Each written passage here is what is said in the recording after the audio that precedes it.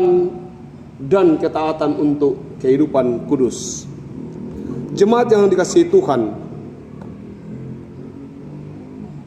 bicara tentang setia selalu berkaitan dengan cemburu. Ibu Lika, apa itu cemburu? Sudah tahu itu cemburu? Belum pernah cemburu? Atau sedang cemburu? Atau baru mau cemburu? Apa itu cemburu? Senyum-senyum saja. Cemburu itu dua. Ada orang bilang cemburu itu tanda cinta. Dan banyak lagi. Ada juga yang bilang cemburu itu tanda tak mampu. Ya kalau tidak mampu ya kerjanya cuma cemburu saja. Cemburu ada dua. Sebenarnya cemburunya Tuhan dan cemburunya manusia itu berbeda.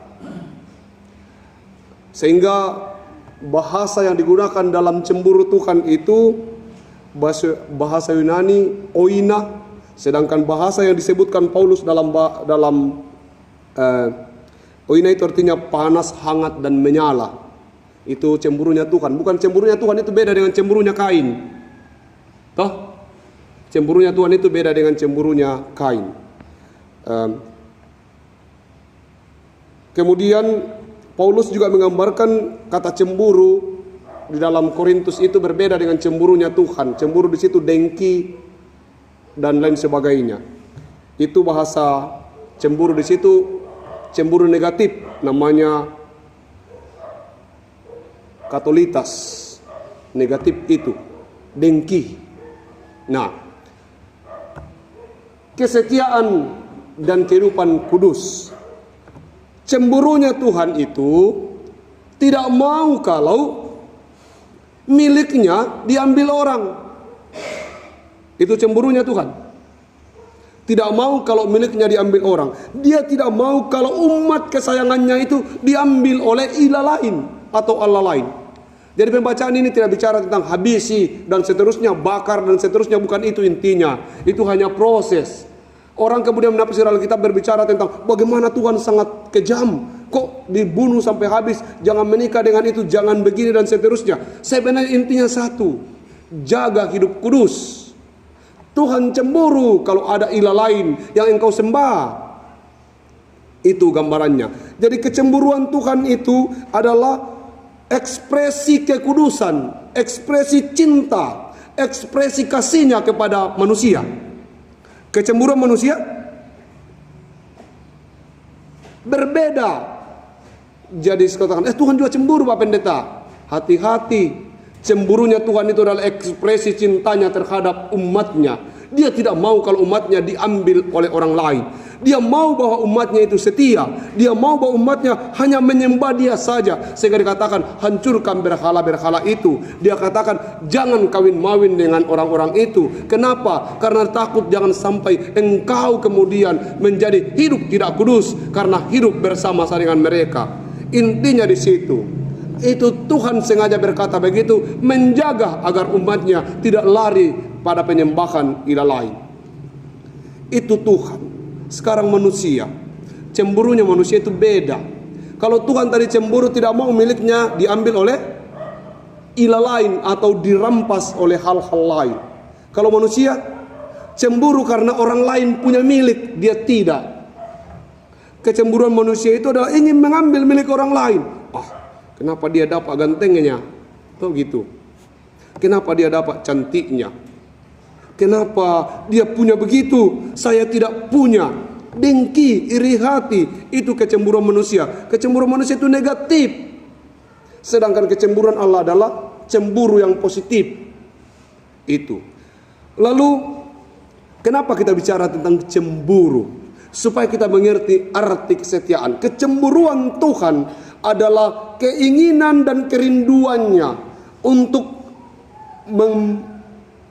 megari umatnya agar tidak pindah ke ilah lain, agar tidak menjadi orang yang tidak setia. Berapa waktu yang lalu saya katakan setia itu dibilang orang di luar sana setiap tikungan ada, atau selingkuh tiada akhir. Tapi kalau kita lewat di pos tentara atau markas tentara, kita lihat di situ setia sampai akhir. Itu artinya tidak main-main. Pokoknya taruh ada, taruh gau. Benar-benar harga mati adalah kesetiaan. Bukan bagaimana kita memulai perkawinan itu, bukan. Tapi bagaimana kita mengakhiri perkawinan itu sebagai orang yang setia. Mungkin pernah saya ceritakan bagaimana seorang pelari dari Kenya, dan sekarang ini sudah banyak pelari yang melakukan itu, bahwa orang sudah masuk ke finish berjam-jam lamanya, semua kegiatan di dalam stadion sudah berakhir, ada orang pelari yang masih terus berlari walaupun sudah tidak ada penonton dan harus masuk di finish. Ketika ditanya, kenapa masih lari masuk finish, masih lari masuk stadion, orang sudah bubar, dia katakan, negara saya mengutus saya untuk masuk finish, bukan untuk hanya untuk menjadi juara. Jadi saya harus berlari dari start sampai pada finish. Entah itu mau terhitung sebagai bagian dari juara atau tidak, bukan itu intinya. Intinya bahwa negara saya membiayai saya untuk datang start, lari, dan finish. Saya sudah melakukannya sehingga saya tetap pulang sebagai orang bangga. Dia harus terlambat karena dia cedera, tapi dia mengakhiri pertandingan itu sebagai orang yang masuk ke finish. Setia itu seperti itu. Bukan bagaimana kita memulai kehidupan bertanggung jawab sebagai hamba Tuhan, menjadi majelis gereja atau menjadi siapapun, tapi bagaimana kita mengakhiri tanggung jawab itu. Beberapa waktu yang lalu ada kakek air, judulnya Finishing Well. Bukan berapa orang lari dari start itu, bukan. Tapi berapa orang yang sampai pada garis finish dan menjadi pemenang pada perlombaan itu. Mereka memang bukanlah juara, tetapi menjadi pemenang ketika mereka mampu masuk ke dalam garis finish itu. Kita juga demikian. Itu yang Tuhan mau. Bukan seberapa banyak orang yang masuk ke tanah Kanaan, tapi berapa banyak orang yang bertahan di Kanaan itu, tidak kawin-mawin dengan bangsa lain. Ataupun sebaliknya, kita sebut saja gambaran batasan itu disampaikan Tuhan. Sebenarnya maunya Tuhan apa? Supaya kau tetap setia. Saya tahu bahwa engkau terbatas. Saya duga bahwa kalian ini lemah, sehingga karena kalian lemah, maka diberilah beberapa aturan. Tolong, lebih baik habiskan saja, karena kalau tidak nanti kamu akan dipengaruhi oleh mereka kalau masih ada di situ. Gambarannya seperti itu. Bukan Tuhan kejam, tapi Tuhan begitu sayang terhadap umat pilihannya itu. Makanya dia katakan, bersihkan baru masuk. Takutnya nanti kamu menjadi serupa dengan mereka. Sama dengan kita, kalau mau setia harus tahu diri, kenali diri kita. Apa kelemahanku?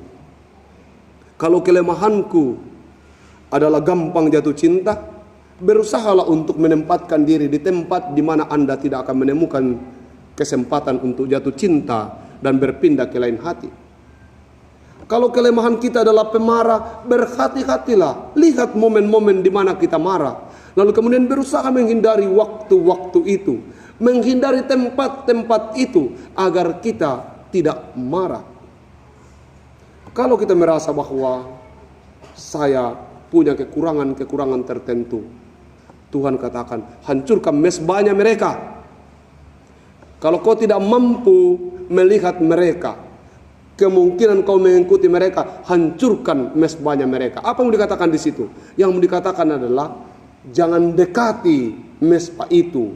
Jangan coba-coba bermain dengan mereka, karena Tuhan meragukan kemampuan kita. Karena Tuhan selalu menginginkan bahwa kita ini hidup dalam hidup yang kudus. Bagaimana kita hidup kudus? Mari kita melihat siapa diri kita dan apa kelemahan kita. Tuhan sangat cemburu kalau kita mau menggantinya dengan ilah yang lain.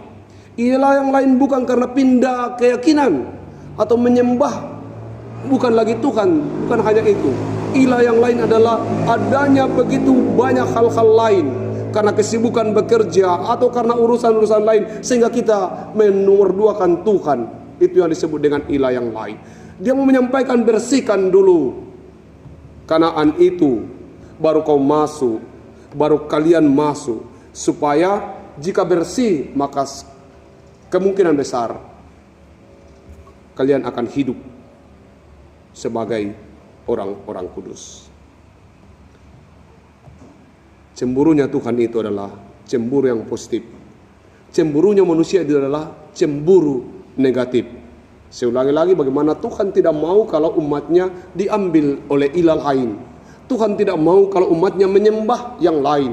Tuhan tidak mau kalau ada hal lain di dunia ini yang membuat dia menjadi nomor 2. Dia selalu ingin bahwa biarkan dia menjadi nomor 1. Setia dalam hidup kudus ini tidak mudah. Setia dalam hidup kudus. Ada banyak orang yang setia. Setia terhadap istrinya sampai mati, tapi tidak kudus. Berkali-kali diperlakukan tidak baik. Selalu dalam keluarganya bertengkar terus. Memang setia, tapi kesetiaan itu bukan itu yang ingin dicapai. Tuhan mau bahwa kita setia dalam kekudusan. Berbicara satu dengan lain dalam cinta dan kasih sayang. Memperlakukan pasangan dengan baik. Beberapa hari yang lalu saya menyelesaikan beberapa kasus keluarga. Istrinya suka pinjam-pinjam, istrinya suka bohong, dan seterusnya. Lalu saya bilang, pelajari dulu dengan siapa Anda menikah. Dia anak terakhir dari semua bersaudara. Dengan begitu dia menjadi sangat manja.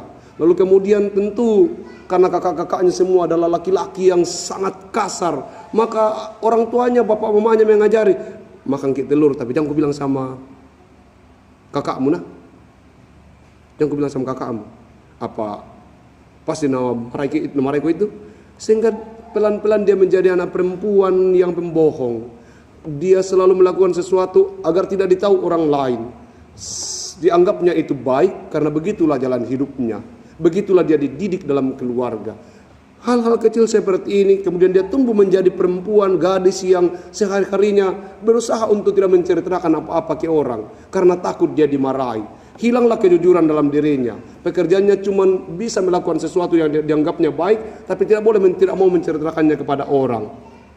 Nanti bertumpuk utangnya baru ditahu bahwa ternyata banyak utangnya. Dia tidak mau cerita karena takut dimarahi dan seterusnya. Kehidupan-kehidupan demikian adalah kehidupan-kehidupan yang banyak dialami oleh kehidupan keluarga kita. Pribadi lepas pribadi.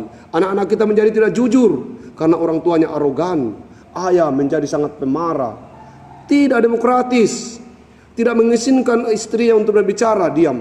Tidak mengizinkan anak-anaknya untuk menyampaikan apa yang ada dalam hatinya. Tidak memberi kesempatan kepada anaknya, apa kita anakku. Mungkin begini. Coba. Mungkin mereka kemudian ternyata banyak anak-anak perempuan. Lalu kemudian mudah dan gampang jatuh cinta di luar sana. Karena tidak menemukan cinta seorang ayah. Siapa tidak mau jatuh cinta?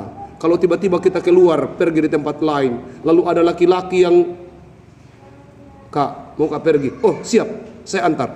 Kak, pulang mau Kak? Siap, saya jemput. Dia akan menemukan itu, dan siapa tidak gampang jatuh cinta? Coba Pak, pulang mau Kak?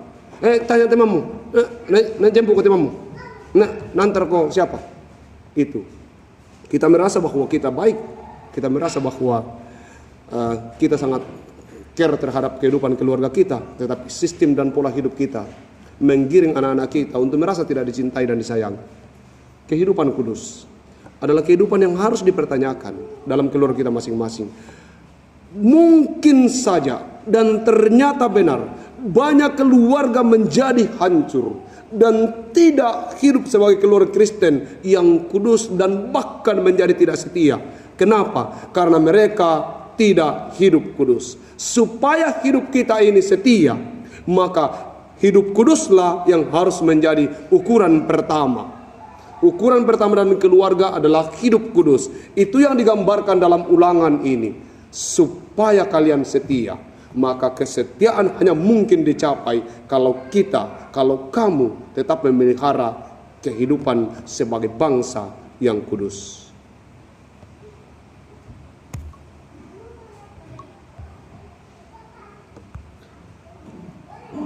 Tak kita menyerahkan kepada